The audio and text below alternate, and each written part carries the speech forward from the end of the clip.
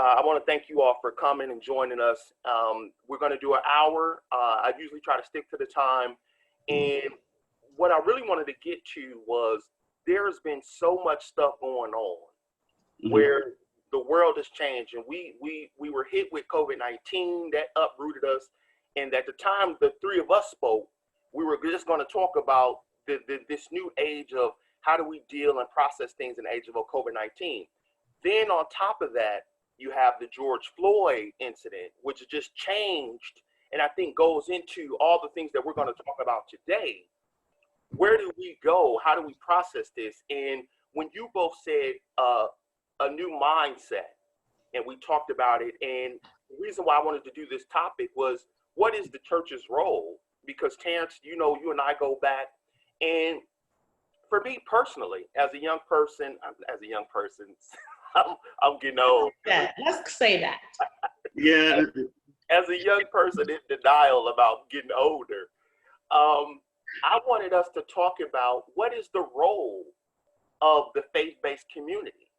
And Cheryl, you pointed out it's not just the church, it's the entire faith-based community. Those of different faiths, those of different religions. And so the first question, and I'll let you guys open it, and Cheryl, you tell me when you want us to go to the slides. Is there a role for the faith-based community to play, and have they been playing it? Wow, that's a pretty broad question. So you want to go first, Terrence, or? This is kind of general. Yes and no. I think the older or mature we've gotten in time and contemporarized, I think we've kind of walked away from that. And to some extent, we've gotten more insular, unfortunately, whether it was consciously or subconsciously. So instead of actually being the leaders in certain aspects, we end up being more followers. And there was an expectation that that the people had, and even certain systems had, that we were not able to meet because we changed along the way. Sometimes we didn't know it. Sometimes we knew it consciously.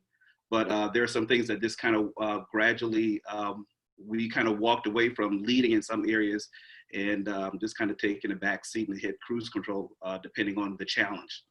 So let me ask you this, Terrence, Pastor Moore, before I come to you, Cheryl. So when we hear people say, well, the church, and we've all seen it, the church is not doing enough. The churches, they only asking for your money. Where have they been at? Where have they been quiet? You run a church, you have a degree in economics, you're a business mind. If the role of the church is to witness, bear witness, and help gather followers, what do we do when we hear those kinds of things? And quite honestly, some of us feel that way. I mean, I belong in New Testament church. I believe it's a great church. But when I hear people say, well, the church, what is the church doing? As if the church ain't doing nothing. Is that a fair criticism? And what should we be saying? I think we have to form our own narrative instead of letting other people tell the narrative of the church. We don't tell enough about what we're doing. And sometimes when people have said, oh, you're talking too much about the church, then, sometimes you're in a catch-22 situation. I think it's very important that we do give an accurate narrative of what the church is doing. And also we, as a church, we also have to look at, we're in this together. We cannot be competing, but we're in this together. We are a team. But the other thing is, people have a certain expectation of the church according to their understanding of what church is. And sometimes those very people do not even participate in church. So they're going by what other people have said, what they have read, or what they believe. So a lot of it is assumption versus reality. The other part is, not every church is created equal. Not every church is designed to operate in the same flow, the same way. Some churches, their focus is maybe on the pantry, and that's their form of soul winning. Other churches may be like us. We deal with system, education, and financial. That is our way of winning souls through different systems. So I think the more we kind of broaden the understanding of the church involvement in the community, I think people will have a better understanding what our role is. We don't operate the same way. Our mission and vision is very different, but we all work together. So I think that narrative that we need to start giving a better narrative versus letting other people give the narrative of the church and its role. Raina asked a great question. who is convening and leading the church voice. And she pointed out that a lot of our faith-based communities seem to be siloed. And so who is that leader? I mean, it used to be, and correct me if I'm wrong, there's a hierarchy, but who is the church voice? I mean, is that each individual pastor, or is that as a denomination, there should be somebody saying, as a collective body, this is where we stand? I think it's hard to even say that because the collective body is so diverse and everybody has a different message. We are the church. Each individual being is the church. And what we do in the community, individually and collectively, it really matters. So as for the voice of the church, Christ is the voice of the church. God is the voice of the church. That is really the only voice that we should be hearing, but how we actually manifest God's Christ's work in the earth. You know, we are the hands and feet, as Mother Teresa said. We have to really do that. What does that look like? What we have to really carry out what is actually being written. So as for a hierarchy, every denomination, every organization has their hierarchy and they have their voice, they have their mission and vision. So you're not going to hear one voice, except there should be a unified action of soul winning. But again, people have to understand we win souls at in different capacities. And Cheryl could probably also add to that. So I'm going to swing the axe and say that when we consider the church, Jesus, while he was discipling, teaching, looked at Peter and said, upon this rock I build my church, and the gates of hell shall not prevail. So when we look at that, he looked directly at a human being. He was not looking at a building.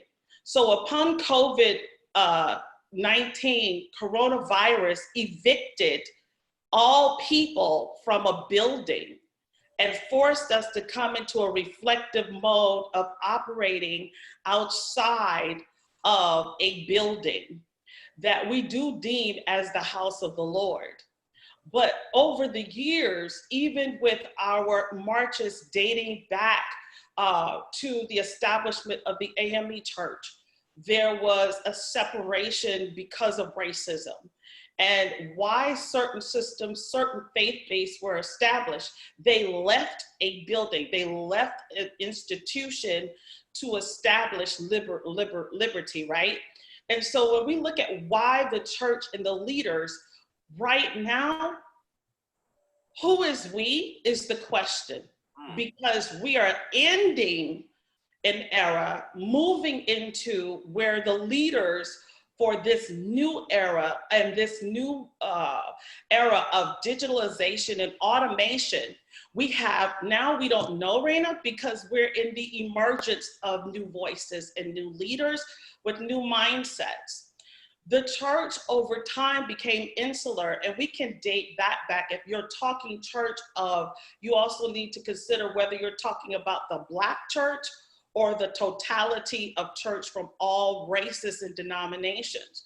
Regardless, you're looking at a people with various values and belief systems that have incorporated all of that and how we function inside of church.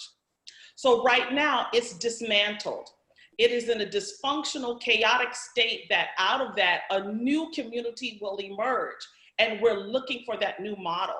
We are being forced to look at things that we picked up along the way that have been deemed ineffective. First of all, the reason we have so many people dealing with the tragedy and the motion of COVID-19, this age we're in, is because we've been preaching without pouring. And so we have a lot of people who don't understand how to deal with this type of navigation. We have not taught economic freedom. We have not taught financial freedom. We've not taught education. We've been giving a good hoop, go for it, doc. And in that, we've messed with people's mind to say, give them the last penny and the last dime and the Lord will bless you. And now we are in a system of separation before there's a new model of unification that comes out of this COVID crisis. Because we're in an age that right now we're coming out of the crisis development, going into an age of how we will be living. And so we mess with people's mind, right? Terrence, you had I got another question, and for the listening audience and the viewers, feel free to ask questions. Typically, I want us to get the most out of this. Lucille Baskin stated, Christ is the voice of the church, but the church needs a leader similar to Dr. King. There were many pastors that marched with him, but they always turned to MLK for direction. And I think it's sort of another question, it's sort of a similar question Raina asked. Well, who is that leader among believers today? And if I hear you all correctly, and this is where I get into people, and I always say, there are, at this point in time in this change, this system of changes, for me, I liken it to the story of Israel choosing Saul, where they said, we want a leader. But God was saying, I'm your leader. You already got one. Right. So for me, it was always about, yes, I have people that have roles, that shepherds, that even in the fivefold ministry, there are people that do different things in the church. But the leader is at some point my call to God and what he is telling me I need to be working on. And if I insert myself in the overall picture of God's kingdom, then following just becomes a part of following the entire game plan of God rather than following an individual. Did that make sense? A lot. Yes, it makes total sense, because I had a burning question. And I'm a scholar of looking at the King Gandhi movement and the model. And a lot of people don't know King was Gandhian, practiced Gandhian philosophy. And when I went to India, my question was why, when we had the riots break out in Milwaukee a few years ago, my question is, where is our leader? That trip liberated me, because we keep looking for a man instead of looking for a model and allowing people, as you have said, to really come together as a community. It's not going to be in a person, because my thing was, why was the Patan not passed? The next sector of King's strategy was economic freedom and economic development. Unfortunately, he did not get a chance to bring those concepts here. And so we're looking for one leader to lead us out of there, but you're also looking at a population that has progressed. At that time, there were not multicultural, multi-ethnic congregations. So we can't look at what he used and keep going back to say, let's use what we know works and let's bring that in here. We're in a time where we're having to come on our strategy and creativity. We have to come to a point of being able to articulate culture, which has never been addressed in the Black church. We're looking for a leader, but we have people who are not educated in diversity and inclusion, people who are educated in so many different facets that have to come to the table in different regions. We cannot negate that there are demographic, there are regional differences, right? And so all of these things can't be addressed in one sector. Some may march in the street while others march in their sphere of influence. And that's what we need to come to an understanding. And also, and I'll pass this to Terrence, understanding that, you know, we got to deal with the trauma, because we're having psychological traumatic trauma and emotional dwellings that have not been effectively addressed in the Black church. We've just been moving around praying to God for healing without dealing with what has been some of the rooted cause of kryptonite in our worship and in our congregations. Absolutely, and the reality of, it's great to be strong spiritually, but you're uneducated in the systems of the world that really move communities. It's great to be able to speak in tongues, prophesy, be able to deliver a phenomenal message. But if we are not really making an impartation to the people of God, you need to be in school, or if you feel that you need to be an entrepreneur, you need to learn the skills that it takes to be an entrepreneur. You just can't have an idea and just go with it. There's planning, there's critical thinking, there's different types of, math. People saying, I taught math in high school, in middle school. As you said, my background is in economics, so I love numbers, but I also know that numbers can be manipulated. People need to understand how to really look at numbers, how to look at statistics, because the media and certain presentations allow us to think one way when it's not another. Being able to teach the church and teach the believers that there is a balance, there's a duality of our being. We are a very strong spiritual being. We're in this flesh, but we also have to understand systems. And sometimes we just deal with the fruits of things. We just deal with the flowers of things, but we're not dealing with root issues, whether it's race, whether it has to do with health. And I mean, you and I have been working on things with finance. And there's this root issue stuff that has prevented us from moving and advancing and moving communities, moving our church into a different way. It's one thing for a church to make us dance and holler or just sit and meditate. But after the doors are closed, after the benediction, how do I live? How do I really operate on my job? How do I grow my business? How do I create generational wealth for my family?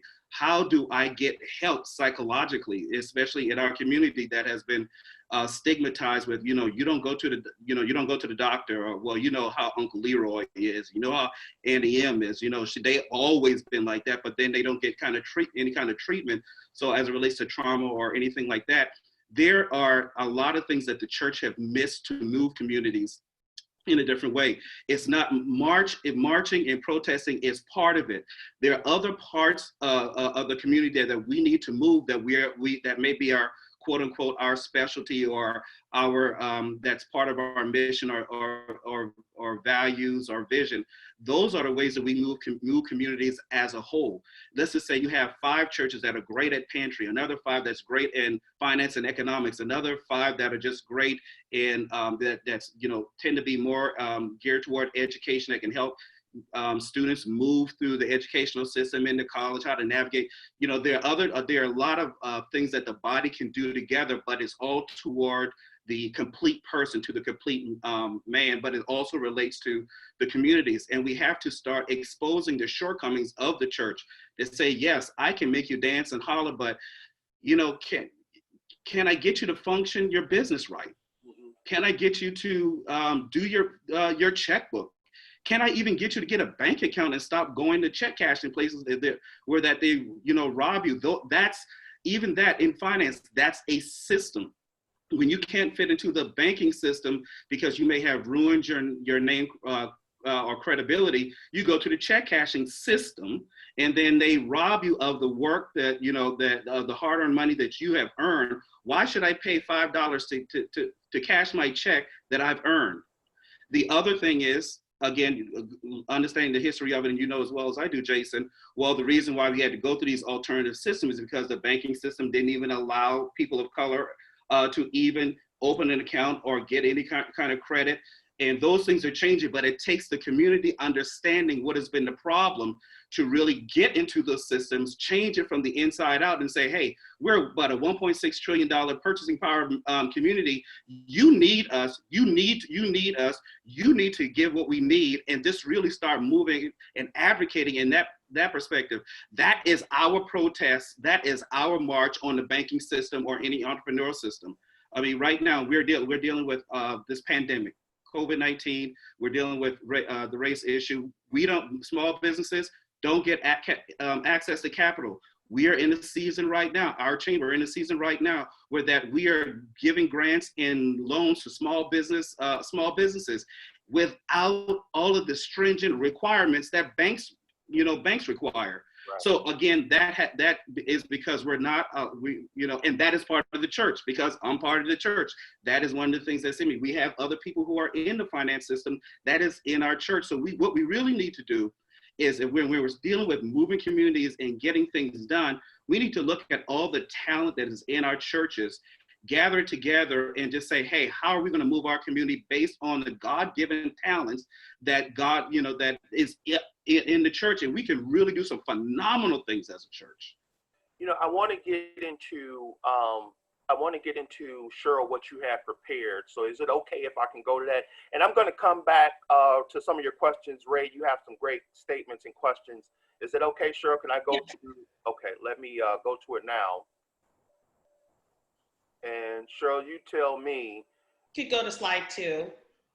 This is actually where we're at with the mind shift, and whether it's, this actually is what we call the Bridges model. Right around 1977, looking at the difference between change and transition, because we are in the middle where systems are changing and organizational structure. And a lot of things we've missed in the church is seeing the church as an organization. We've seen it as a holy institution, but it's an organization. It's a living, breathing organization with the organism with people. We're seeing where we're losing a sector, and this puts us in our face. We cannot, we had a period of lockdown, stay-at-home orders, where you were not allowed to gather or to assemble physically together. And coming to a point of letting go, that's that ending of things that are antiquated, that are no longer working, things that are ineffective, things that are not empowering our people. The neutral zone says that we are in transition. This is a time where people get confused, frustrated. At the same time, there's a dip there to realize that there are some things that I just can't continue to do and move forward with. And then there's the onset of what we call that new beginning, where there's a new horizon. And I think of so many conversations are occurring to say we need to deal with this. We need to look at this from a different set of lens and not have such a myopic view. So really, no matter what we're dealing with, this goes through transition. This is a transitional process. So you could go to the next slide, actually, that kind of breaks down from the age of COVID into, and it's ... because we don't know. Just as some people have said, who will lead us? And then to your point, looking for that king, but are you even lead self first? So we need to know the difference between change and transition. Things change, but people transition, okay? People are the ones that transition. And that's what Bridget was saying. We don't pay enough to the people transitioning. Some pastors are very anxious right now. Some leaders are ready to gather. They can't cope with being in a virtual world, which we're moving into, honestly, a complete digitalization, and that they're in a sector of denial, waiting and hoping to go back to the dance and shout. But once they dance and shout, we've seen them go home and they cannot pay their rent. Their checking accounts are negative. They're unemployed. They don't have food. They're on an antiquated bondage-based system of Quest cards, food share, whatever you want to call it. There's no liberation to live. And so in that, all of these things are now in our face. And so looking at that, we have to assess as a people, faith-based community, what is the transition readiness of our people? We can't just look at going back to a building. Where are they in their life? Should they go back to school and update their skills? As Terrence said, where are they financially? Where's our community with home ownership? Where are we getting people ready for entrepreneurship? Where are we with getting families in a holistic place for generational preparation for their own children and long-term financial planning? Where are we with getting out of debt and looking at how, especially the Black community, have been really overwhelmed, and we are in tremendous debt when it comes to student loans. These things burden people where they cannot blossom into being effective citizens in the kingdom to make change. Why are they not running for community offices? Why are they not sitting and being advocates to stop all the police brutality? We want to come out, and we have to know the difference between reacting and a response. And so pretty much COVID has caused us to look at, and we are now in somewhat of a self-identity crisis as the church. And what does that look like going forward? How are we going to respond? And some will return to business as usual, while others will say, we've got to do better. You know what, that whole transition also is also elevating new leadership. It's also displacing the old guard.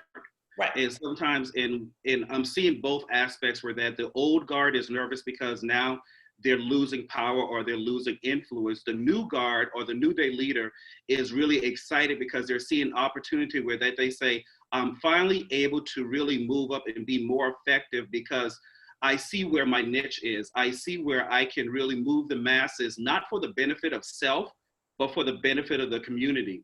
And that is something that we are seeing. And there are some leaders who, the old guard, that's saying, you know what, I've been really waiting for a moment like this, not this particular moment, but a moment like this where I see somebody who's raising, this is where I can help guide them. This is where I can really pass the baton. And it's not just one leader as we were looking for MLK, as Elder Baskins was talking about, but there are many MLKs out there, Dr. Kings. There are many Malik El-Shabazes that are out there. There are many Marcus Garveys that are out there. There are many leaders that they're in their sect that are trying to move their community. We have to acknowledge that we all really work together. It's not a working against each other, is working together for the betterment of the neighborhood. And every leader have their part to play with that. So that in itself is a transition. We have seen in different areas where that the mindset of the leader has changed because they're recognizing, you know what, the things for the past 10, 20, or 50 years hasn't been working. The times have changed. So why would I use 60s, 70s, 80s methodology in the 21st century church and culture? Why should I because right now, before we went into a season where that the culture was dictating what the church should be, instead of the church saying, hey, this is what culture should be. Why should I have, and I'm not against this, and this kind of take for the principle of it, why should I have all this lights, cameras, actions, dancing, flipping, and everything else? Oh, because it keeps the people entertained because it worked in the world, but that ain't what we're all about. You know, because now, if you're bringing them in with lights, camera, action, dancing, and performance, then you're going to have to keep them that way.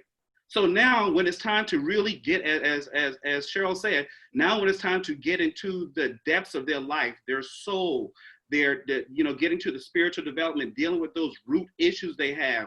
Now, wait a minute now. I came here for, my praise and be happy and I can feel better about myself. I really didn't come here for you to start dealing with my life that, I don't want to be dealt with. I don't want you to deal with the things that I know and need changes with. I don't want you to deal with that. I came here for the entertainment. I didn't come here for this, but that is what we're here for. But a lot of churches are understanding that, that old way is just not working because the people aren't changing. And the people are the community. So if the people aren't changing, it's hard for the communities to change.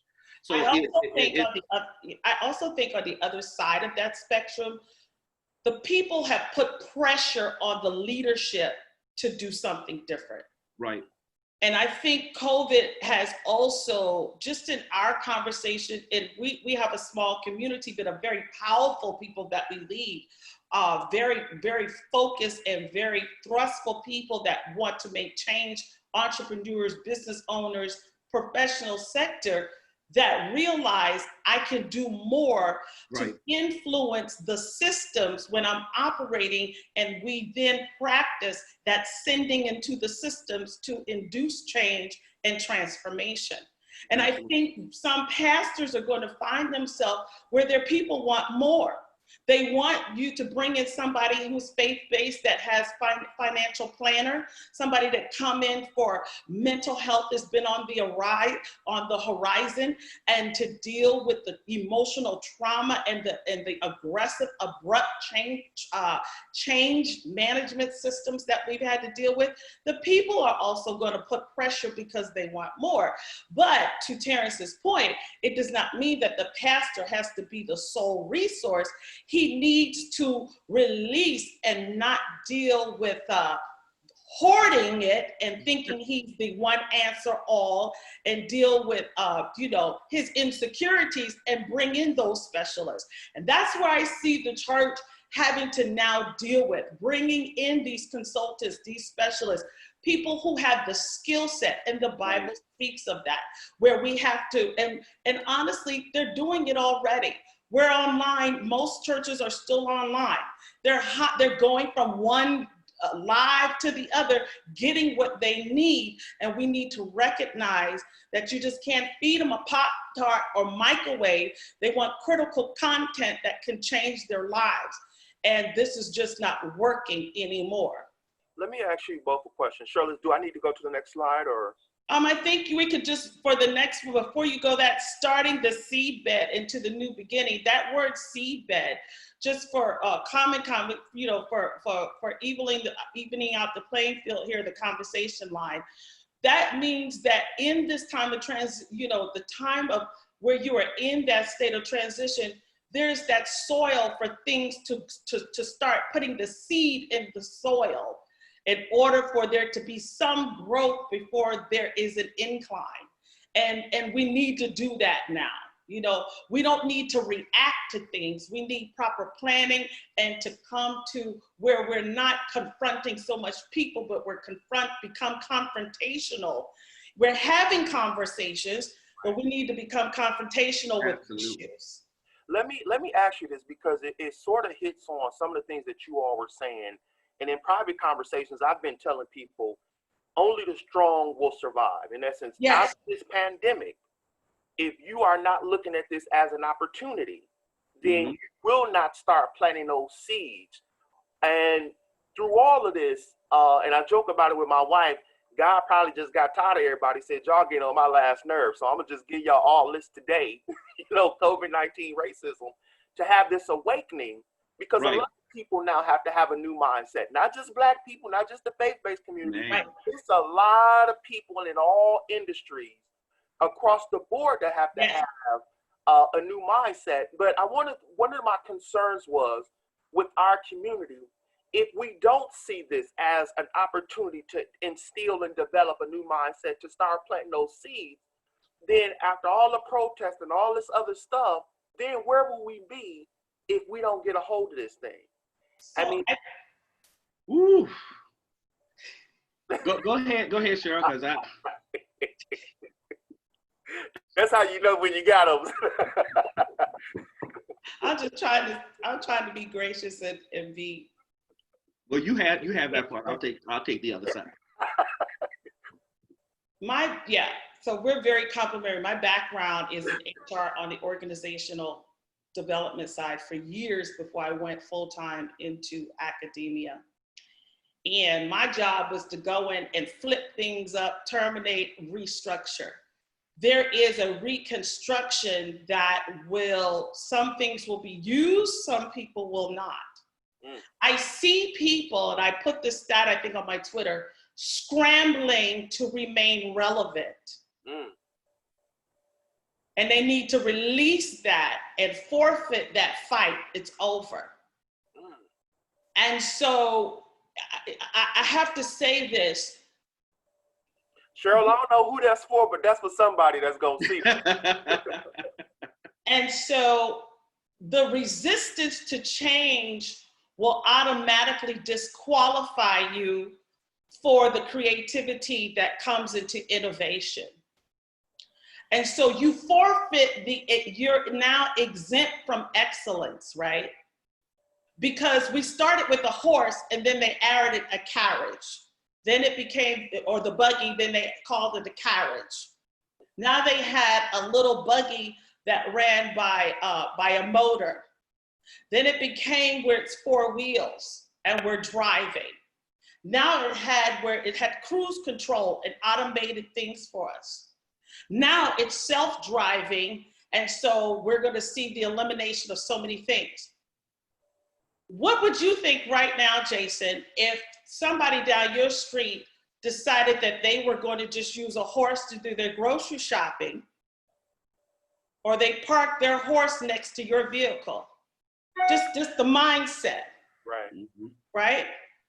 Or what would you think if you were on the highway and there was the horse and buggy going 5 miles an hour and you're on an open highway, slowing everybody down? You see how I'm answering your question, and I'll turn it over. Yeah. It is the same thing. And so we have held on to being the church and the formation of what we've known, that we've held on to call that relevant for any age. It's still what it is, you know, and we've been camouflaging it, saying holiness is right, because that was comfortable and it never changed. And now the aggression has challenged what has been ineffective, will no longer qualify to be efficient.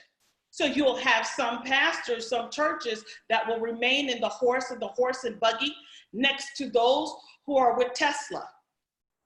That's a good one. I got to use that. I'm gonna give you credit for it, but I'm gonna use it. Okay. Okay. And in that, we see everything change, but what we hold on, that's monumental. And we were talking in our study last night at Kairos, in our community study, about the fact that people are gonna have to grieve and eulogize some of these ineffective means of living, and how we've deemed worship and what we've called evangelism, and you know, those types of things. So again, you're going to be outdated, and eventually, you know, nobody's going to use it. Terrence, before you chime in, let me say this, because I want to confess, you know, and I know we've talked about this, but one of my issues and concerns, and Pastor Moore, Terrence, I know you're going to address it, was I teach Sunday school classes sometimes about financial literacy and that thing. And somebody told me, sent me a message, said, you are teaching the wrong stuff in Sunday school. And it bothered me tremendously, because in my mind, I was hurt by the fact that of all the things the church should be helping to do is empower people, not just every Sunday where we come and get a political, spiritual fix, right? Like we're a spiritual addict. We just come on Sunday, we get fixed, then we go back out in the world and we wilding out again that very same week. But I was upset because I'm thinking we are missing the opportunity to empower people, as you said, not just spiritually, but everyday things. To when I look at young people, they want to know, what's the benefit of me coming to church? How am I growing out of there? Particularly if I'm looking at a bunch of broke people sitting up in the pews, and ain't no change in their life been made. So I want you to comment on that. But again, if we don't get this, T, where are we gonna be? Nowhere, and worse. I just told you, you're gonna be in the horse and buggy. And you see where they are, in a museum. Or at the zoo, look at, monumental. The reality that we have to face is, there's nothing wrong with being wealthy and righteous. And somehow we separated that. You can't be wealthy, you can't be a billionaire, you can't be a millionaire and righteous. No, you can be righteous and a millionaire or a billionaire, because now you're in a system where that you can change it from the inside out, because the finance system, economic system, political system has been corrupted. Now, as you a righteous leader or a righteous person, and with a righteous mindset and resources, you can start changing the system from the inside out, and really being able to have a huge impact on those systems and the spheres that the system affects. If we don't make that change, there is no or, it's really and both. And we need to be in. Some religious leaders, some faith-based leaders do not have that mindset or the concept that we have to advance in both of those areas. We have to advance spiritually, and we have to advance financially and educationally. We have to do both in order to be effective. Peter was a businessman. Jesus didn't say, hey, just quit your job. And people just like, I want to quit my job to do ministry. No, ministry, your job is your ministry, because your first ministry is your family. If you can't feed your family, you're negating your ministry. So whatever you do within the four walls is nothing. Is actually hypocritical. But to get to the other point is, we're not, if we don't change, and we don't change in the way God wants us to change, not the way we want to change. the way God wants us to change and be transformed in actuality, we are going to end up repeating a cycle. We have to have people to understand that we have to become less dependent on systems. And when I say that is the fact that even though food stamps, W-2, state healthcare, those are necessary, but those are necessary for those who actually need it, not for those who said, I'm too tired to get up, I'm too tired to go to school, I'm too tired to better educate myself, I'm too tired to go to workshops or seminars. It wasn't made for that. And I think what ended up happening is that we have gotten fooled to the fact that we have to depend on a system that is man-made, but God says, I want you to depend on my system that I have given you the ability to get wealth. And we're talking about get wealth, we're talking about well-being. I have given you the power to be well. And if you do not use the power to be well, then you're actually falling into a place of that will lead to unrighteous and unhealthy decisions. Right now, part of my life, I'm going to admit it, part of my life, I am unrighteous. Why? Because I'm fat. I am not wealthy in that area of my life.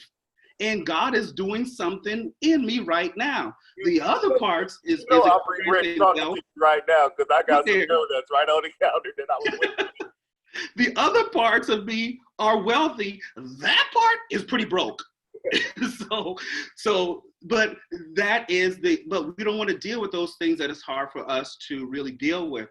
So if we don't start dealing with the things that's within us, it's going to be very difficult for us to deal things globally or community wide, because what has sometimes occurred is that we have used issues, we have used problems to medicate the things that we don't want to deal with.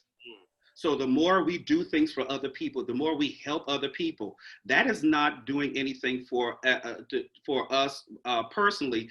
And we don't have leaders to say, hey, you really do need to start focusing on yourself. You really do need to get yourself well, because if you want to affect the community, if you want to affect your home, you have to be well. That has to be a consistent message that is in the body, that has to be in the leadership. But if we don't begin to really address those things that may be too touchy for people, we're going to lose the people regardless. The other thing is we have to start, again, the mindset of the leader, the faith-based leader.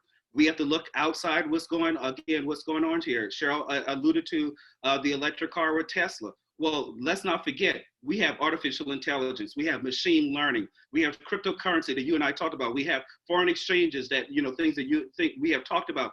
Where is the church in those areas to get people to be updated? The system is changing. We're going from this COVID, and Cheryl can really talk about this aspect in the education part, in classroom to online, with finance. Going from the branches, going into a branch, so everything is being done online. You can transfer from bank to bank, the fees are less, but we can't participate in that system because we can't even get a bank account. But wait, guess what? There is another financial system in place. I don't need a bank, I have Cash App. I have Venmo, so I can put my paycheck into those other aspects of the financial institution and still be able to carry out ways of finance or Coinbase with start investing in different types of currency, teaching about different currency, digital currency. The Democrats had in one of the bills that the Republicans didn't pass, part of that bill was using digital currency. Now, you think about this. They had that in the bill of digital currency to be applied to the United States. And what do schools even teach about digital currency? Right. If they do, it's suburban schools. We know urban schools, many of the urban schools, at least that I'm aware of. Dr. Reed can probably help me with that one, or Tish can probably help with that. Where is that aspect in our schools? If we don't move forward in those systems, educational systems, we are going to fall flat on our face, and we have to really work this together unless we're going to find ourselves in worse situations than we are right now. How is it that you can go on social media and be able to go on social media, Facebook, Instagram, LinkedIn, but you don't even know how to type a paper Right. on word processor? You can't even do Excel.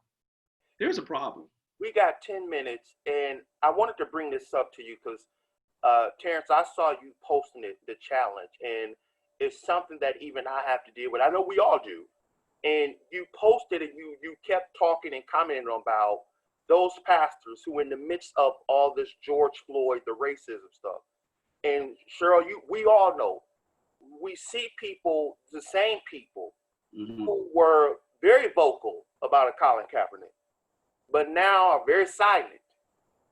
And some of these people are spiritual Christians, brothers and sisters. And you said something where, Pastor, you were saying they need to address this kind of stuff. Absolutely. I don't think they know how to address it. I think you're asking a lot, and I'm not making excuses. No, I think because Tasha, my wife, and Dr. Reed they have these discussions. I just sit and listen.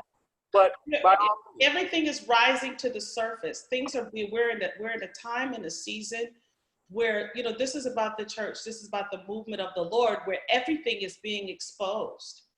Mm-hmm. It's also a time of judgment. It's a time of it's a spiritual. It's not only a spiritual, it's a universal assessment. Mm.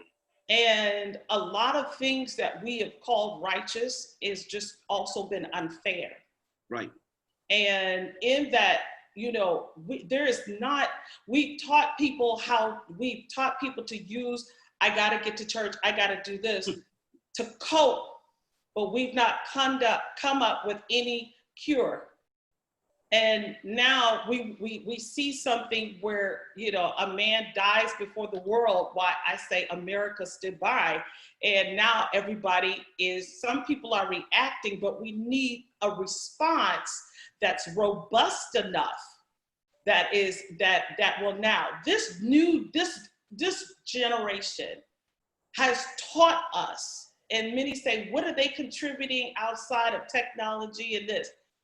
That cause carries more weight than the way you worship. Mm. God wanted us to look at social responsibility, and it has been negated and flushed over. And we have said, let's move on from that.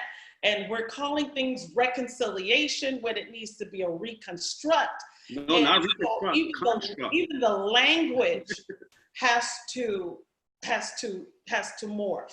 You know, things that had a meaning to me when I was a child has morphed to something else, or it's outdated or not used. You know what I mean? Do you go around speaking Hebrew?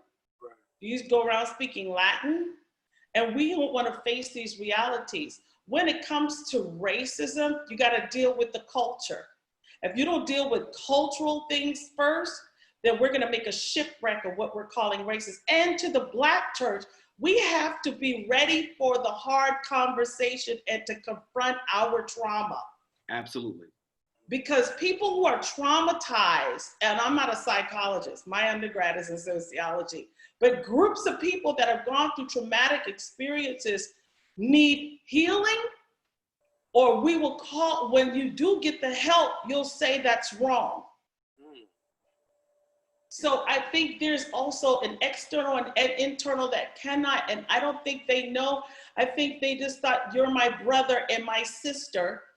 To others that have not responded to Terrence's post, they've used God for a shield, right?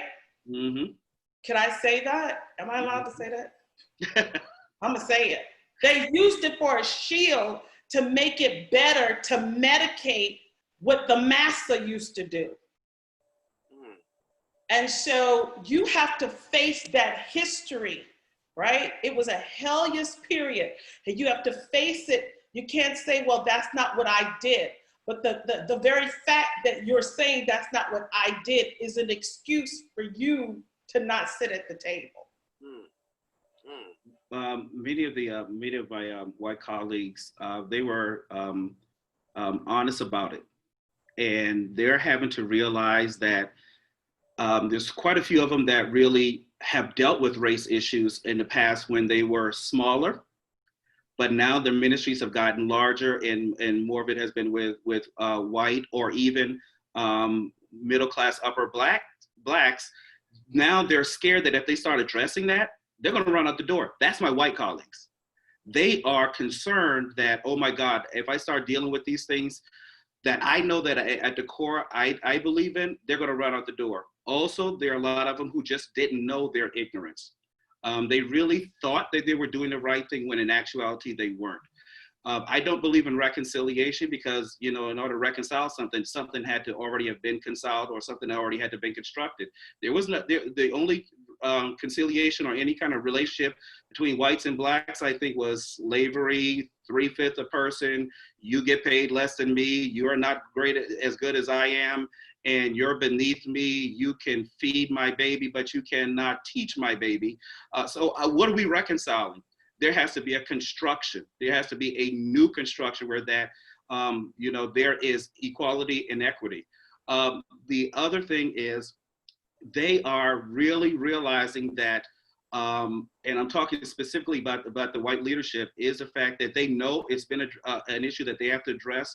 But again, they're having to look at, what, I thought I was raised that I was dominant. The whole white privilege aspect of it is, coming to reality of, gosh, I really have been raised in white privilege, even though I'm pastoring a majority, even if I'm pastoring a majority Black congregation, I'm still operating from a place of white privilege because the people that I'm trying to help have all these barriers. When I came into the world, I had, a lot of unspoken assets that I didn't earn, that I can really just go and do what I want to do, and people not have to look at me as much, and I have to pretend that I don't have those privileges when I know I do and I benefit from them. And them having to really face those facts is eye-opening for them, and has been shattering their world, because now they're recognizing that, all this time I thought I was dominant, and I thought my culture was dominant based on how I was raised, and now I'm realizing that I am just as ignorant as the people who I called ignorant. And I'm finding out that the people who I called ignorant have more sense and intellect than I do, in spite of how they were raised. Cheryl, we need to go to the next screen. Sure. I was hoping we had to get the queue. You got some great questions in there, but we're not gonna have. Yeah, actually, if you guys are open, because I got a few more questions. This question comes from Joshua Moore, and it's a great question. I'm scared. Yeah, I am too. It's a deep question. Do you think Black churches or Black people don't want to deal with the trauma because they have a sense of entitlement to the hurt? Ooh, yes. It's a powerful question, and it's a confrontational question. In pastoring, we've been pastoring for over 20 plus years. We've been senior pastors for 12, but in our former church, we were executive pastors. And we're from the South, so I see this in Milwaukee all the time. When you get to deal with a root causation, people scatter, they run. It's too close, it's too real.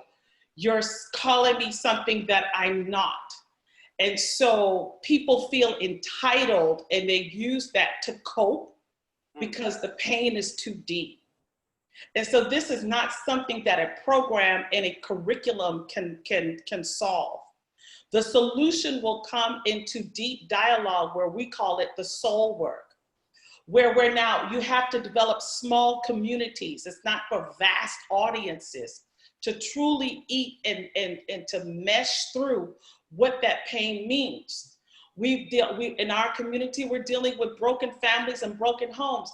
And so, yes, the hurt becomes a point of vengeance and their self-justice.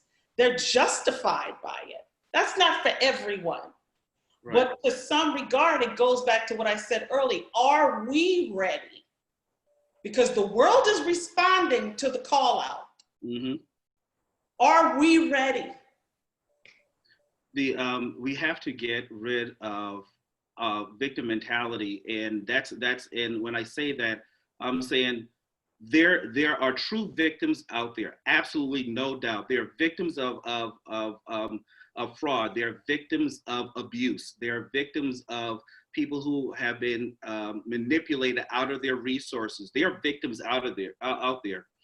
But the other part of those who have, I'm always the one that's wronged. People always doing something to me. Well, the question is, what is it that's in you that is causing that or calling for that?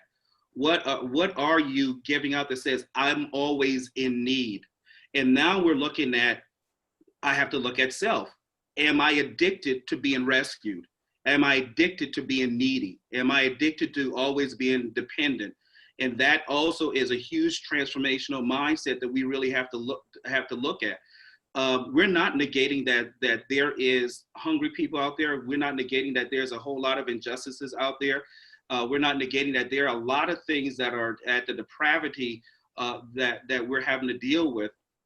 But it's also important that the community and the church globally, that we fit in every area. And going back to the pantry, because it's especially in these times, there are going to be churches that is going to be dealing with pantry, but there are also going to be churches that's going to be dealing with finances, so you don't have to go to the pantry.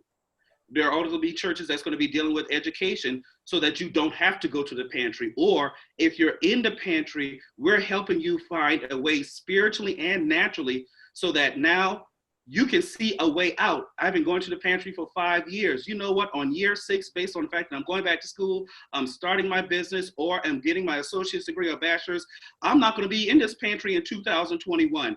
Giving them that goal, that inspiration, and motivating them, giving them something that they can really touch. That's where we need to be. That's how we serve the community. Hey, where you are right now, you don't have to be. One of the things I started church, and I'm gonna try to do this real quick. One of the things that when I started the church, I know what we were designed to do. But one of the things one of the key things I did, I went to every other church. I went to other churches and I went to other organizations. What is your specialty? And once I found out what their specialty was, when I realized people who came to our church and they were growing and developing, and there were things that we were not equipped to do, I sent them to another church.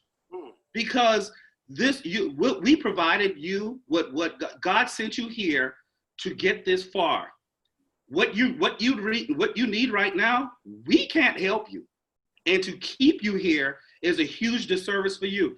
I know these 2 churches that are really good at where you are right now. I will call ahead and say, hey, I have this person that, and I'm asking them, do you want me to do that? And they'll say, either no or yes. Have this person that's coming by, blah, blah, blah. This is where they are, and go help them. That is how you build the body. That is how you build community. Because these ain't my people, these God's people. And whoever comes to our church and what our quote unquote specialty is, and I use that very loosely. What we do is, that's what we do. And we help other people. We help other churches. Hey, this organization, we can't help you with that, but I know this organization can help you with that. And I'm calling them and say, hey, so-and-so is coming down here, coming down there. They're a little afraid. They're very apprehensive. And they understand that. Could you help them along the way? And we go at it from that way. So knowing that's how we build community. This is how we get into the community, but all the churches and other organizations have to get on board that this is all about the people and not about self. So if I hear you, and then I want you guys to conclude and wrap up on, and again, I think Pastor Terrence, you just ushered us into this, because I think, Cheryl, that was part of your last slide. Yeah. What I find intriguing about that, and kudos to you all, is that not your new mindset, but the proposal of a new mindset, if I'm hearing you correctly, is the church needs to be deliberate about, meeting people's need, and not just saying, not just getting the body in, because there has to be some kind of, I think, revelation where a person goes and has to be humble enough to say, you know what, we might not be the right fit.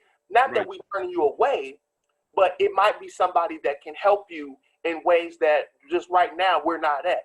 I don't know how many. I don't know too many churches that's willing to do that. I think the church has to be intentional. To the last slide, it dealt with when Jesus fed the 5,000, the fish and the loaves. You look at that in a practical way where a church has to face what their design is. And that means some people are, what the fish and the loaves were prepared. And so maybe you're called to prepare them. You serve them something already prepared. And we put that, right? And the word does say, they hear, how can they hear without the preacher? So some people will, but once the preacher comes, it's a two-step process. They hear me and I have their intention. But the other part of that is after you have their attention, then pour. So preach, but then pour. Meaning I can preach to you, you're hearing me, I have your ear. Now that I have your attention, I'm going to pour so I can empower you. And that's really, we go from preach and we have to learn, the church has to learn the other side to empower them and not be insecure that you have powerful people, that you have doctors and lawyers and people that serve communities that have a large voice. David was very comfortable although he dealt with his own proclivities, with individuals, men that were mightier than him. It did not mean he was not their leader, but the leader can't just do everything in the church. And I think that's what's got us kind of stagnant and afraid. We will see on the days to come the word bivocational pastor really morph, where all pastors need to be professionals. They need to be radio personalities to express values and beliefs in there, doing these interviews like you're doing, where, you're not just sitting, I'm a full-time pastor, and taking text and call from your home all day, or you're sitting there online teaching the word of God. Tell these people how to make that revelation their reality. Tell them how that word applies to the modern day movement, and not just, what does the mission field look like? We need a total update. And that's where we need to go. So some people feed them what's prepared, but you have to determine whether you're just gonna feed them or you're gonna teach them how to fish. But in that, we need to teach them how to fish. We need to teach them how to be activists. Moses was an activist. We need to show them the practical of the word of God and update it so that it has where it's palatable to their taste. I can't say enough about the two of you. We definitely gonna do another one of these because we didn't even scratch the surface for all the questions I got. But I want to know, where can people come see you guys, witness, give them the address, the service times, because in addition to me publishing this, I want people to really see that you guys are not just talking, but you actually walk the walk. I know both of you. And when we talk about that new mindset, this is something you guys live. And I've learned a lot of stuff just from listening to you all, that I'm walking away with some empowerment, because it's just a lot of things that I get to think about. But where can they come and participate service with you guys? Right now, we are online. 100%. 100% online. Where can they go to see the services or to join? Mainly, it is going to be on Facebook under the Kairos International Christian Church. We also have a YouTube channel, the Kairos International Christian Church. Both Cheryl and I have our own Facebook account. We're on Periscope. So we're in those different areas where that we are really broadcasting exactly what we're doing. And of course, our regular, bios, of course, are on LinkedIn. Our website, www.kmg-wi.org. That's our website, and that's something that we're reconstructing as well. So we can be found on the web, and even all of our sermons, since we transitioned all of everything online. You can find that on all the past stuff are going to be on YouTube. Of course, Facebook keeps it as long as it needs to, as long as it wants to. But again, all of that information, our social platforms and everything else are always in the description, even if waste. And also we have Kairos Life Space. Thank you, Cassandra.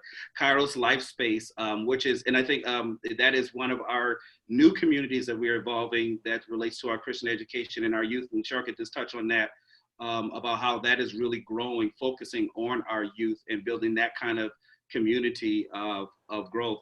So we are there on in the virtual realm, and we can be, and you can contact us with the information that's provided.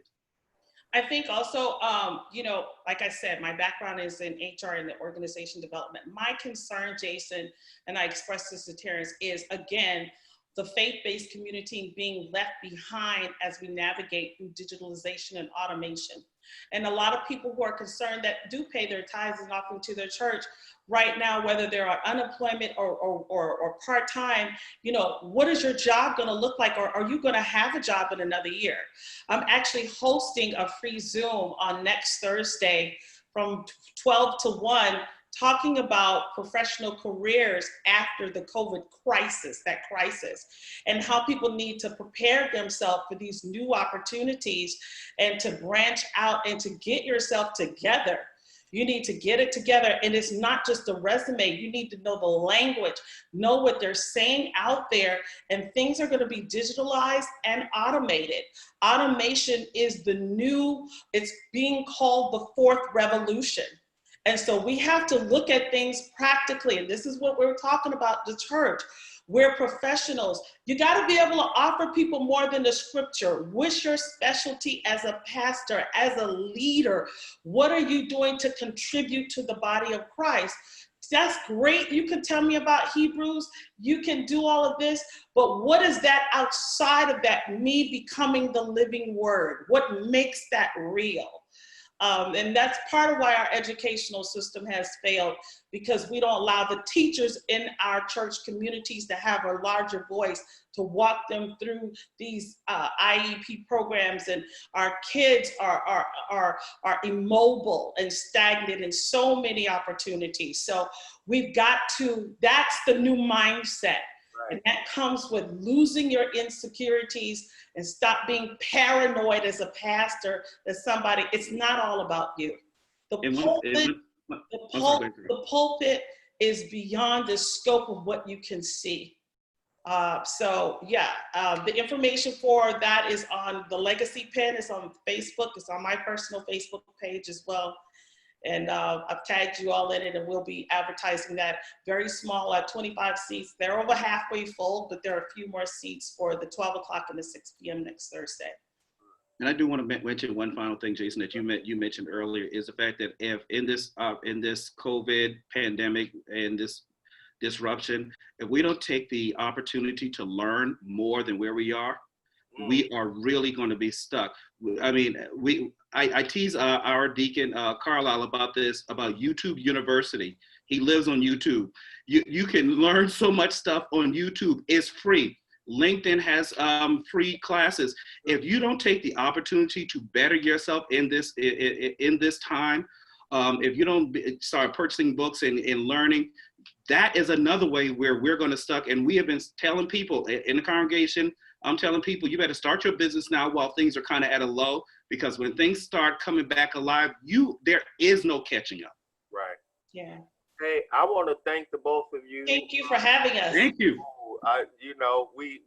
Me and Tasha love y'all dearly. So we love y'all. We gonna do this again. Thank you. I'm gonna post this on the Facebook, YouTube links. You guys can see it. You both know I post all this stuff everywhere, and so I love this one. I love just listening to the two of you. Again, we're gonna do this again because I got a whole bunch of other questions. Why are we not surprised? And y'all are just the two people to answer them. So thank you everybody who joined. Love you all. Thank you, Jason. We will see you in 2 weeks. Thank you. Love you, man. Love you too, bro. Thank you. Thanks.